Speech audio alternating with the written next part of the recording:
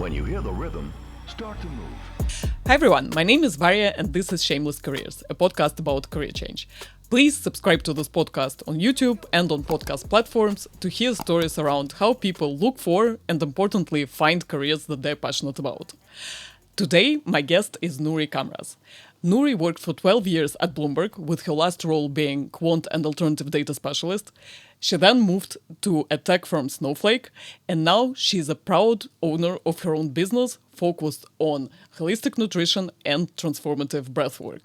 And I can't wait for this conversation. I can't wait to ask Nuri how she made this leap, if she had any doubts, and of course, importantly, how looking back, her current life compares to her previous corporate life. So let's dive into this.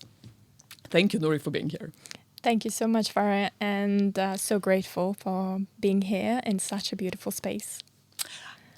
Thank you. Let's crack on. Let's start with Bloomberg. So obviously you, as I've mentioned in the beginning, you had this amazing role focused on quant and alternative data. And given where the whole tech space is moving right now, it seems like a pretty good place to be and a good niche to be in.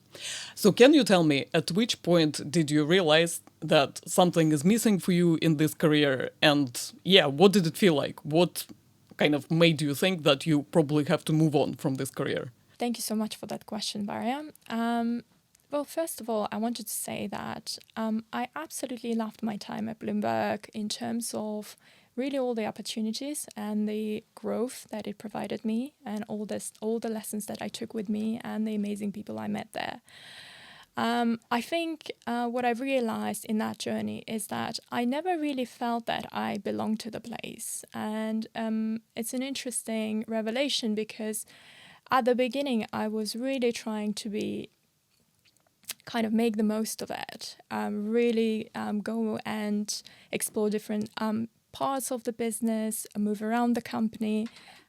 Especially the quant alternative data space was something I was truly passionate about. And in fact, I actually fought for that role when there was a moment that I might be given another opportunity. So I really believed in that area.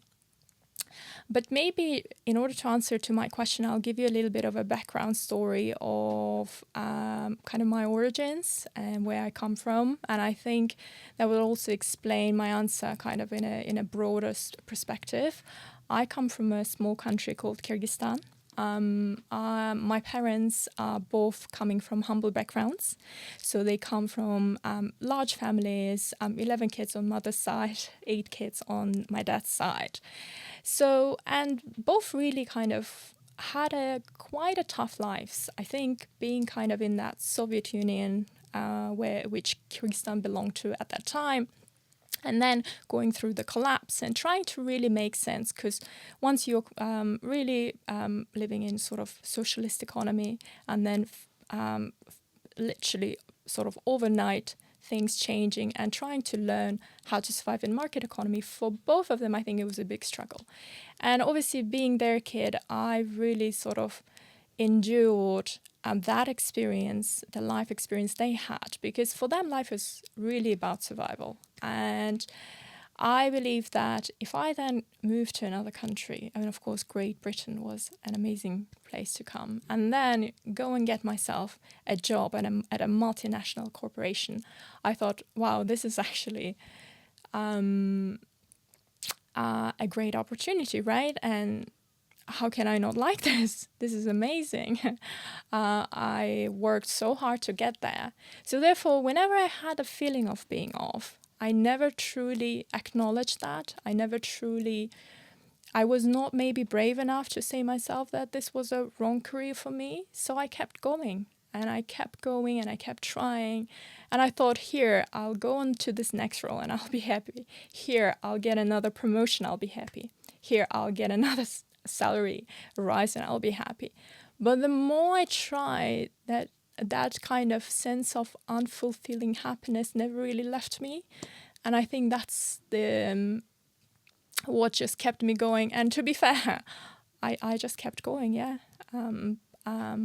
So that's probably a very long answer, but... And it actually uncovers a lot of themes that I'm hearing from other people when they speak about this usual template on the cycle of looking for the next promotion, looking for the next opportunity. So now kind of looking back from your seat at this process of seeking this next step, what do you feel kind of is wrong about it, and what do you feel was missing in this corporate journey that you've had? First of all, I think I was looking for some kind of a place where I really could have a meaning and a deep connection with people. And again, I met so many friends there. But of course, it's a workplace. And as a big company and corporate, it has its own goals. And one of the centric goals, of course, is to be profitable. To create kind of products. But then I created my own idealistic views of how things should be. And when that picture didn't match the reality, for example, some examples could be that I saw how we had some product flows and things had to be changed. But it often went through so many cycles of really going and proving to everyone like why it should be this way and not another. And even when you get the sort of a buy-in from people, getting that change and getting even like that little one feature changed could take years. So I almost like gave up and kind of didn't want to fight for those changes anymore. And I think fulfillment and meaning, maybe because something really was deeply missing in my life that I was searching for it somewhere else, and probably I thought, okay, this is the workplace and this might be the place where I can find it, but it just never happened. Right, yeah. It's interesting that you're bringing up this kind of one answer to the meaning could be that, to the question of the meaning is that, okay, you come in and you have a vision about how something should be or how you can improve it, like basically some kind of entrepreneurial creative spark, right? And it sounds like, it like obviously with big corporates, this entrepreneurial spark sometimes can take forever to materialize. Yeah, and to add to that, I found myself more so serving the interests of the individuals within the company than actually doing the right thing. Because I thought the right thing would be to deliver amazing products. I thought the right thing would be to go and provide the best customer service to my clients. But of course, maybe my notion was that I didn't have to kind of almost sell myself internally, but I actually found myself that I had to do more of that than the actual job description that I had in terms of what I was given as guidelines. And when there was a lot of mismatch, I think this is where I started kind of doubting things. Right, so kind of perception mattered more, and making an impression on people mattered more than the actual kind of business results and amazing products and customer service. And even if it was a sort of profit-driven enterprise, right? Some of the things that I found myself getting involved in didn't really match up with that reality. So, but having said that, it was already a very successful company. It had an amazing established product. Like Bloomberg Terminal is a staple of every single kind of fund bank who's trading in the capital markets, right? So it's almost like, but then when you wanted to innovate and go into the areas where maybe the name wasn't so established, I just found myself kind of hitting against the wall many times. And I think that's where I started losing my belief. Right. And if I remember correctly, this is at some point you decided to have a baby and you went on maternity leave, right? Yes. Can you tell me, has the experience of having a child changed your attitude towards your life and career priorities? Or do you feel like, okay, you just went on mat leave, but you're the same like career-driven, ambitious person coming back to the background that you've mentioned in the beginning, and this experience hasn't changed these attitudes? Motherhood changed it massively. In fact, the reason I couldn't give up, and then I finally did give up my role at Bloomberg, was thanks to my son. So motherhood taught me a lot of things. First of all, it taught me that life is no longer about you, and it really is kind of it's a reality check. It's a fact when you realize that having breakfast is not always possible. Having shower no longer becomes a basic necessity, but like a luxury. Having help is not always there because family is in another country. And really, that's the real survival. And it's not but this is where I learned the difference, right? Whereas before I thought my life was about survival, going to my job every day and trying to sort of survive. Actually here, the life taught me what the real survival was. And on the flip side, it was the best thing ever happened to me, because my son taught me that actually pay attention to the important things. And the things that truly matter. And in this case, what really mattered is I saw my son, and I saw, like, I had a very complicated pregnancy. Sorry, it just makes me a bit... but complicated, not like from a health perspective. Well, if you want, we can pause for a second. No, it's okay. Yeah, I'll just take a deep breath and come back. Yeah, all good. The pregnancy and motherhood was quite a tough and challenging journey, and it was tough. I mean, physically, I was in good health, although you can argue, because I was highly stressed. I was highly stressed because during that time, it was just so busy, like being in the role and in the team, there was a lot of work. And because also there was quite a vague definition of what our role should be doing, we get thrown a lot of things.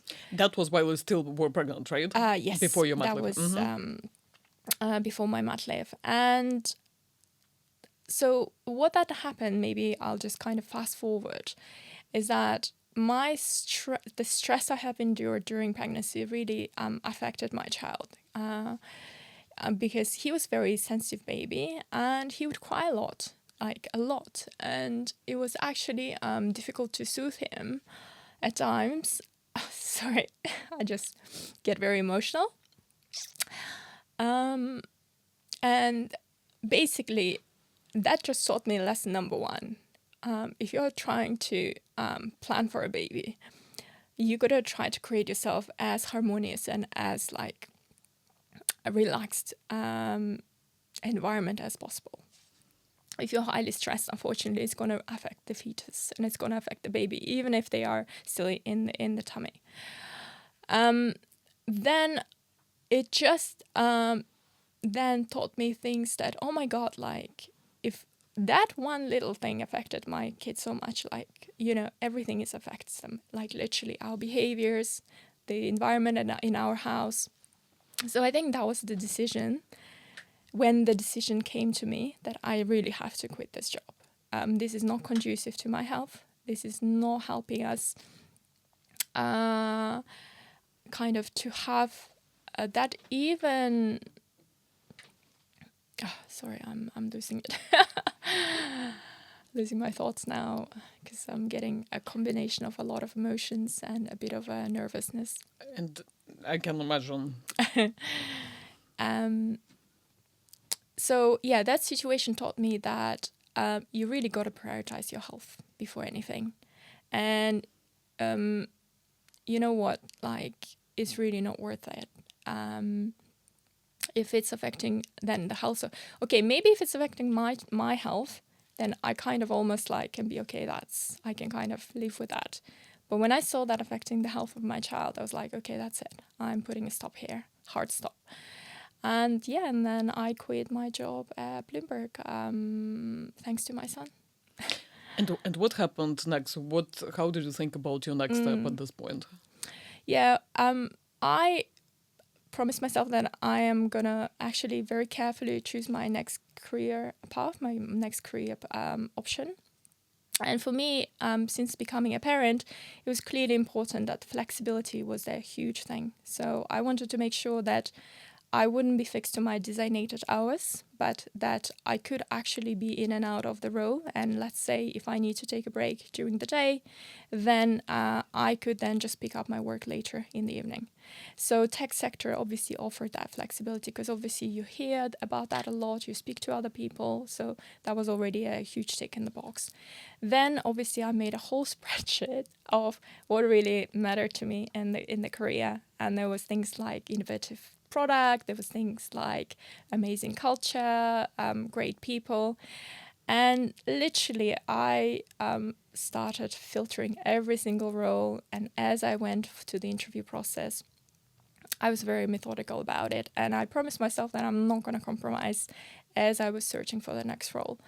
But what was quite interesting, and what I've learned as well, that motherhood, especially when you're sleep deprived, can really affect your mental health hugely. So before, I felt always being very competitive and a very strong performer in the area and in whatever I was involved in. But with pregnancy and postpartum, I've actually noticed that my confidence really diminished. And I've also noticed that the fact that I was out for the entire year from work, I had these thoughts, oh, have I missed on big developments? Have I missed on some important trends in the market? So all of these kind of fears start creeping in. And I remember as I was searching, it wasn't actually a plain sailing. And this is where the reason maybe I'm telling you about this is because I'm sure a lot of women go through that. And that mental support is so important for women coming back to work. That I really don't know how I had the energy and the capacity to look for a new job. But because I was so determined that I don't want to put myself through the same kind of situations, stressful situations that I was in, that I need to figure this out. So, and that's how I got a job at Snowflake, because company literally ticked every single box that I was looking for. And I was very grateful to be given that opportunity. And what advice would you give to mothers who come back to the work environment having experienced everything that we've just talked about? I would say, first of all, don't put such a stress and strain of looking for a new job maybe straight after maternity. I think in hindsight, probably I should have given myself more time rather than rushing to it. The secondly is prioritize your health over anything, literally. And I'm talking not just physical, but mental health as like top priority, because your mental health will affect hugely your child. And as soon as you see some kind of deviations in child behavior, it should be a wake-up alarm clock that you got to check in with yourself. Because every time I see my son going through some period of, I don't know, a kind of his, mood switch, I know that I need to check in with myself. What's going on with me as a mother? And because as soon as I get myself in a more balanced state, then everything's fine. Everything works. So, and finally, I would say ask for help, get support, ask family if you have with childcare. If you don't have family, maybe delegate, even if it's once a week, or even if it's once every 2 weeks, whatever you can afford and whatever you can you have accessible at that time. Thank you. No, thank you for sharing it. And I'm sure it will be useful for people who are going through this phase of life. And let's go to your new employer, which is Snowflake. So how did it ticked all the boxes during the interviews? How did it end up being in practice? And did you find fulfillment with this employer now that you know that it pretty much met all of your criteria? Snowflake was an amazing company. I really loved it. First of all, from starting from people and how much they welcomed me, the efficiency of everything. It was like literally, I felt like I was also a client within the company because all the services, everything was just so well organized. The opportunity for growth were huge. And generally, because the sort of data and services going into cloud is such a growing area, especially within the financials vertical, it was great to be part of that. The reason I had to step out of it is because, again, I've found myself that I was in this ambitious place with very ambitious career goals, right? Which meant that I had to be 100% there, 100% in. But equally, I was raising a 1-year-old or 1.5-year-old at that time, right? A toddler who also needed his mum, the attention, especially coincided with us starting nursery. And as every parent can relate, the beginning of nursery is the time where they pick up every single bug and they literally get sick every other week. So I found myself in a situation where I couldn't be a present mother and I couldn't be 100% like dedicated to the career that I finally really thought I loved. And for me, it was kind of almost a choice that I had to make a move. I mean, I was trying to make it work for about 4 or 5 months, but it was really the tough period where I was literally put in front of a choice, because either I had to completely ignore my child or let him basically be cared by every random individual, because every time they get sick, that means they can't attend nursery, that means you have to find childcare, and I would just literally get a random person coming into our house and spending that time with my son, with our son. So yeah, and then I just couldn't do it anymore, and I thought, okay, you know what, my son needs me right now. And then I asked myself a question. Yes, it ticks every single box, but do I actually connect with this job, with this career? Does it resonate something within me? And this is where I asked myself that very important question. And the answer was no. It still is something that is perceived to be extremely successful. And actually, in fact, whenever I said to people I work for Snowflake, everyone would be like, wow, that's such a cool job, that's such a cool company. But that perceived success was not something that was true to me. And I decided to lean into my truth. And the truth was that I wanted to do something else. And that was not a career in Snowflake.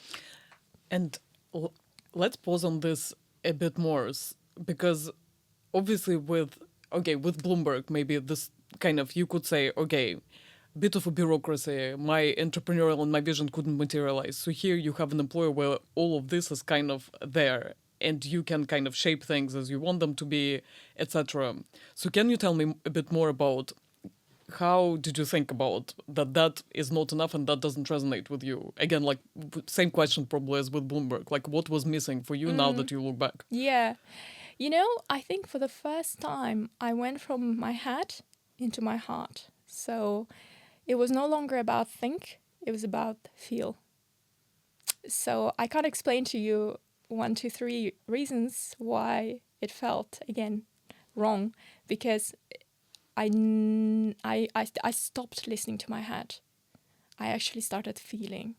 And when I felt that this is not a career that resonates with me, that's where the decision came to actually quit. And maybe here, actually, the good transition would be is prehistory to that. In 2015, I was diagnosed with an autoimmune condition called Hashimoto's thyroiditis. It is a condition where your thyroid malfunctions and stops producing enough thyroid hormone. And thyroid hormone is very important for basically our entire body metabolism. So, and since then, I was actually on a journey to heal myself. And I've actually leaned into foods, whole foods, and holistic nutrition to help me to reverse my condition. And I succeeded by changing my diet, by making sure I was hydrating well enough, by making sure I removed processed foods and inflammatory foods from my diet. And I've seen visibly a huge shift in my health. So that was really something that was personally resonating. And during COVID, because I was almost like guessing initially as I was changing my diet, what should I do? Because there's so many diets, like there's keto diet, right? There's paleo diet. It's like, which one shall I be following? Like, which one is going to help me heal? So, and to stop guessing, I decided to actually go and study this for myself so that I can figure out my own health. So I subscribed for a naturopathic nutrition course at London College of Naturopathic Medicine, and I was doing it online. So I was doing it alongside my work at my free time, basically, or weekends or evenings. And I think I always felt like something like that, where if I could help others heal and share my healing story or journey, and if that helps them then to feel to heal their condition, that is actually really resonates with me. And this is where this image came to my head, was like, okay, or this feeling that maybe this is the career path for me. And again, I didn't know that at that time, how exactly it will look like and what it will be exactly. But maybe that's sort of another glimpse as to why I felt Snowflake was not my perfect career or ideal career anymore. To know, when you speak about what made you think that nutrition and helping people is more impactful, to me, two things come up. The first one is making kind of a real impact on people's lives, because obviously, like, it's important. Like, one friend of mine told me that in many jobs we help other people do their jobs, but we don't help them as people. And when you help someone with things like health and nutrition, you really do feel like you affect someone's life in a meaningful way. And so impact in terms of health is kind of a different type of impact versus corporate impact is the first thing that comes to mind. And the second one is this idea of helping others. So oftentimes in corporate jobs, people may feel detached from other people, and here where you really connect with others. And I have heard it many, many times from people when someone says, "Oh, thank you so much, you have helped me with this," that, like, I had an interview with someone who's a personal trainer, and when she reads messages that, okay, you have helped me fix my posture and now I don't have pains anymore, it's like such a shoot of dopamine, when you see that you have actually helped someone. So maybe maybe this is where, if we look for meaningful careers, these are the things that kind of to look out for. First of all, is what type of impact do you want to make? And secondly, how can you help others? Which feels like something that's coming through in your story as well. Yeah. And as you were talking about what you were talking about, something actually just came to my mind. And when I was in sales role at Bloomberg, I remember I never felt myself being a good salesperson. In fact, I thought I was a really crappy salesperson, excuse for my language. However, but I thought, how can I stand out? How can I still be me without coming across fake and not genuine? So I always looked for connection with people. And for me, whenever I come in contact with someone, I was like, okay, I give my 100% focus to you. And I really carefully listen. And I try to make those little differences in my own way. And whether that's maybe kind of noticing the details that maybe others wouldn't, or changing the way I kind of approach. Let's say I would do a little bit more than other people would do, and they would remember me. And I remember this one time, a global, the CEO of one hedge fund said, "Can you be our global representative?" And I said, "I wish I could, but I'm your local representative here." And that's because I valued that personal connection. And so therefore, this career or this sort of path of helping others, I think that's probably where, rather than because we always can get caught behind walls, right? Or we can get very serious, like in a corporate environment, and we forget that personal connection and treating each other as individuals. And I think that's what's really missing as well now that I think about it. Yeah. And can you tell me a bit more about the second pillar of your career right now, which is breathwork? How did this come about, and how has this space entered into your life? Yeah. So breathwork is a very interesting story. And again, it seems like everything I discovered was during COVID. Probably it was the time where we finally Well, got left some alone time. to some degree. Exactly, and all distractions just faded away. But with breathwork, I've discovered during the basically COVID, when I was also kind of asking myself a question, right? Because what happened then, we saw how this epidemic started. Basically, we started losing people, like as in that death became not something that we thought was very far concept, right, in our brain, but it became something that each of us are so vulnerable that if we catch the virus, we could be dead tomorrow. And that really makes you stop and think, okay, am I living my life to its fullest? Am I fulfilling or whatever purpose that I have within? What is my purpose? I think this question's probably sparked this interest in starting to understand that question, because I never thought, although there is part of me thought, okay, I want to stay an authentic person, but I actually never really understood the concept of authenticity and what is my authentic self? How does that authentic self actually shows up, right?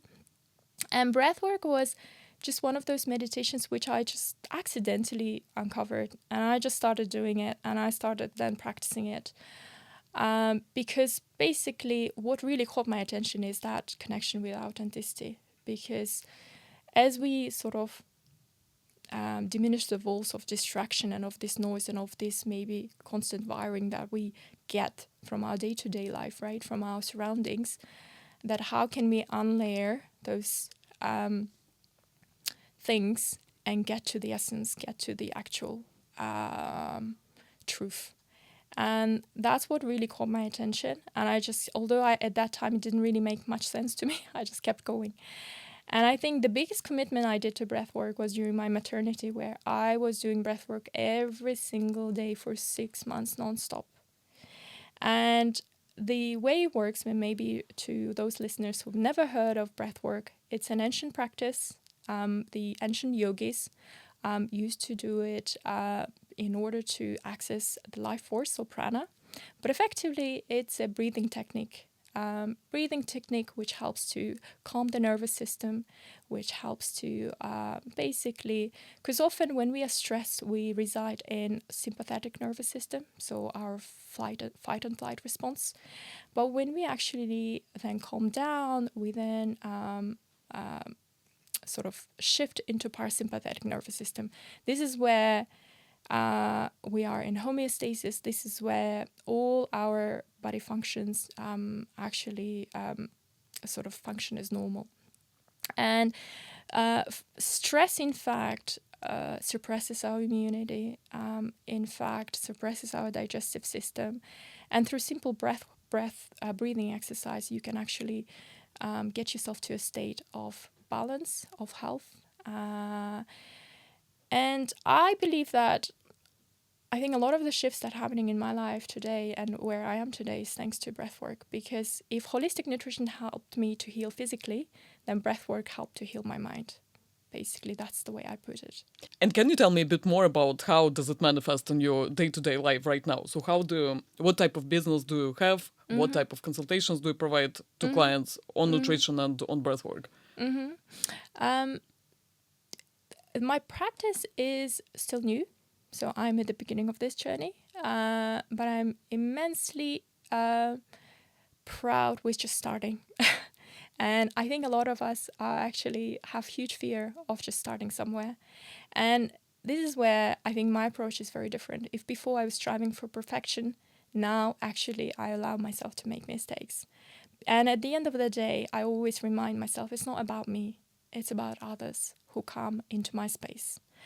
And the way I built my practice is based on things where I saw, because before I became a nutritionist myself, I was a nutrition client. I in fact worked with 2 other nutritionists. So I carefully watched what things I really loved and what things I would never do the same way. And things like, for example, I realized extremes and being extreme. Like if someone comes into your practice and they say, oh, I never want to give up dairy, or I never want to give up gluten. And these are 2 foods that could be inflammatory, for example, but not for everyone. It really depends on the individual. Then certain nutritionists could be like, oh, you absolutely must remove this. But what I've learned as well is that you always need to work with people and take into consideration their preferences. Those things like this is just one example, right? Or another example could be like, I also found myself some practitioners being really inflexible with amount of supplements, because everyone takes supplements these days, and some people take like, I don't know, 10 or 20 bottles even. But in fact, nothing ever can replace the food that you eat. Supplements are basically, have a lot of binders, chemicals, right? And in fact, the nutrients are not that greatly absorbed, and especially if it's a low quality, there's no point. It's like literally putting water in a bucket that has holes. That's what it does to you, and then you just blindly take a lot of supplements thinking that it's all going to help to you. But actually, if you just correct your diet and if you eat the right foods in the right amounts, that can do wonders for you. And in fact, you might not need as many supplements, if at all. And things like that as well. Whereas I found myself being in situations where with other practitioners where they would just shower me so many supplements, and I said, do I have to really take them all? And be like, yeah. I'm like, I will never build my practice like that. So I really think I really focus on things that are important, and again thinking about the client, right, and what benefits them, but also putting my values within the practice and implementing. Maybe, again, I don't know if I answered your question, but it's just those things that I'm so passionate about that basically attention to detail. That's probably how I would describe. But because every step of the way and every stage that I'm building, I always pay to little attention. I always pay attention to little details because they're important, and I think that forms a part or sort of a foundation of my practice. And how does this life look like right now in comparison to corporate life? So what do you find more exciting day to day? How does it feel? What does it feel like day to day? And equally, what do you find more challenging versus a corporate structured life? Yeah, those are very good questions. Here, you're almost left, if in the corporate culture, you're almost given a prescription, almost like a guideline of what exactly you need to do. Here it's like a plain sailing. You have no idea what you need to do next. So do you need to build a website? Do you need to start promoting yourself? Do you need to go and give some kind of a talk? How are you going to sort of get yourself out there and get to know? So it's quite erratic and quite an unknown place. It's almost like you have to create your own daily routine. You have to create your own tasks. But what I find fascinating about it is that you are the boss. You choose what you get to do. You choose what tasks to focus on. And but then the flip side to that, I guess, is that in the corporate, you're given a fixed salary. So you know that you're going to get a paycheck at the end of the month. Whereas with this new career, the incoming, the earnings can be very unstable. And it really depends. And especially at the very beginning, if you're not established, then it might take some time. So that can get in the way, and that can actually affect your ego. But I really don't let it affect me in any way, because for me, I realized money is not the ultimate goal here, and sort of measuring success in that way. For me, I measure my success in the way I help others and what shifts it brings. And I then believe that money just becomes a derivative of that. It just follows if I then do the right thing. Yeah, and I don't know if you have any specific questions, but I think those are probably some of the first thoughts that came to my mind. You Yeah. know, it's interesting that you mention the success notion, how different it is right now versus the past. Because previously, you remember promotions, like how well you're regarded. It's all about you. And in fact, like you need to fight for yourself, for your brand recognition. Like that's the main driving force, I guess. And that's how people define success on corporate journeys mostly. While here, the shift is very dramatic, right? That the focus on others and helping others becomes a priority. So it's interesting to see the shift kind of probably in you, the same shift has happened as well. Like how the success definition has completely changed, you know? Yeah, absolutely. And here, of course, it's again important to know. I understand that not everyone might be sort of have the opportunities to just go and quit their job today, and that's fine. And I think it's important that you almost like create that plan. Look at your budget, like what's our absolutely critical expenses, right? And plan it a year ahead.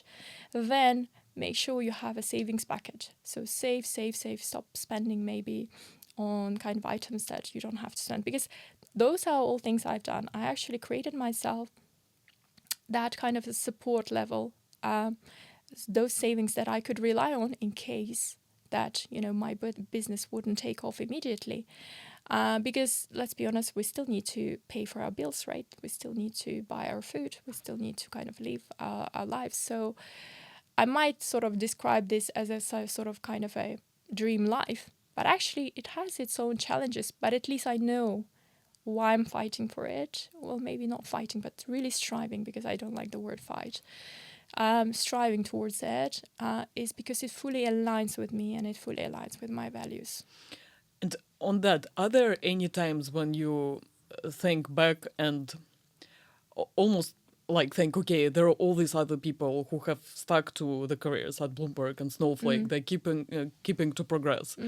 Do these thoughts creep in sometimes, and where you're like, okay, these people are doing this, maybe was that the right choice? Or do you feel like you're living in such alignment with who you are right now that it is no longer consideration or a path that you would ever go back to? Until recently, of course, it did. You always get doubts, and you always get sort of real tests of, oh, was it the right choice? Was it the right move? They certainly creep in, but they only crept in when I didn't know why I'm doing this. But as soon as I remind myself why I'm doing this and why I'm following this path, and in fact, one of the biggest revelations for me was that when I was in that corporate environment, the fact that I got an autoimmune condition was my body's way to actually communicate and say no when I couldn't say it myself. And I was doing something that was so not like fulfilling and not appropriate to my own personal situation, right, or to my own personal life, that I just ignored every single sign and symptom. And to all the other people out there, that if you're feeling more sick and sick at your current workplace, then pay attention to those signals. And as soon as I went onto this path, all the symptoms, they all disappeared, all dissipated. I feel best I ever felt. And again, when I remind myself, like, I'm doing this because I don't want my son go through the same mental challenges and problems. I'm doing this to heal whatever. And trauma is a big word, but every one of us through our life experience have certain false beliefs that we actually build about ourselves. So I'm really working on breaking every false belief that I had about me, that I'm not worthy, that I'm not good enough, that others know better. And because at the end of the day, I can't be comparing myself to others all the time, because they haven't lived the life I lived. They haven't gone through the experiences I've had. So therefore, why am I comparing to myself to them? I have my own unique journey, and I'm really sticking to it. And I'm just excited and curious of what's to come. Yeah, and the question is which identity you want to build for yourself. Like, do you really want to identify yourself with external successes or with the deeper why? And I don't know, sometimes it feels like, identifying yourself with how others assess you is a dangerous journey. yeah. And yeah, I think it's we all know to what extent it introduces all the stresses that you have talked about. Like the moment this assessment is not in your favor, you start questioning if you're worthwhile. You start questioning everything about you. And yeah, to me, it sounds like shaky ground for Yeah. what to build identity around, you know? Absolutely. I'll give you an example, like, and it actually happened to me, funny enough. Like, you can go to a coffee shop and you can experience a really rude person serving you a coffee. And you could actually internalize that situation, and it's like, oh, is something wrong with me? Did I do something to make that person so angry? This is just a prime example how just the thoughts and beliefs we had in our head, and whatever happens to us externally, we start believing that, oh, it's happening because of us. But actually now I'm like, oh, I'm really sorry that person feeling unwell. Like, maybe I can crack a joke. Maybe I can just say something like, oh, they have a beautiful shirt. And that completely changes the vibe, the environment, and it has nothing to do with me. And in fact, nothing ever that happens to you is to do with you. It's to do with that other person's world, like situation and personal journey that they're going through. And we should stop basically perceiving everything that happens to us is that it's the result because something is wrong with us. Yeah. And totally agreed with you. And on what advice would you give to people who may want to pursue similar type of business? And here I'm not talking about like specifically nutrition and breathwork. It can be any other type of activity that a person can connect to. But what should they be ready for once they start on this entrepreneurial journey, which is, to your point, is much less defined and more ambiguous? First of all, find people you like and really talk to them. The more you talk to them and about their journeys, the more you're going to learn. But in fact, and even a step before that, if you know that whatever you're doing right now is not fulfilling and you are wanting to change a career, well, set an intention that within yourself, just promise yourself, tell yourself that I really want to change my career, and give yourself that promise. Then try to really reduce the noise around you. I mean, we live in such I really love this world. Someone put it, a digital misinformation world, right? There's so much information around that. If we are constantly distracted around, we won't be able to really connect and find what truly sparks joy in us. And I think it's important to find those moments of silence and peace, whatever it is, walk in the park, meditation, any kind of meditation, breath work if you're curious about it. There's so many tools and resources around. And when you go alone on a walk, again, stop distracting yourself from listening to something. Be in silence with yourself and create more situations like that. Because as soon as you then start uncovering some deep buried emotions and feelings, and again shifting from think to feel, I think this is where the magic starts happening. This is where you start actually understanding which direction you want to move. And then in your journey, you will find the right people and the right resources. And again, make contacts and offer to pay. Like, in fact, I'll give you again a personal example. I really love this breathwork teacher and yoga teacher, Jenny. She's absolutely lovely. And I went to some of her retreats and I really love her style, her energy. And in fact, I asked her for coffee and I said, Jenny, could you help me? I'm at the beginning of my journey, right? And I'm still in the process of establishing myself. And I, in fact, said, you know what? It will be not respectful for me just to ask you for coffee. So I will pay for you for the hour, because in fact, for that hour, you could see other clients. So I recognize that. So instead of basically using one of her services, I just almost ask for a consultation, and I offer to pay for it. And this is one of the examples how you can go and ask for help. And are there any books or practices, resources that you would recommend to people who are on this self-discovery journey? Potentially some books that have made an impact on you personally. Absolutely. Again, COVID book. COVID seems to be the magic time for me. I've discovered this absolutely amazing book that actually somehow I found in my father-in-law's library.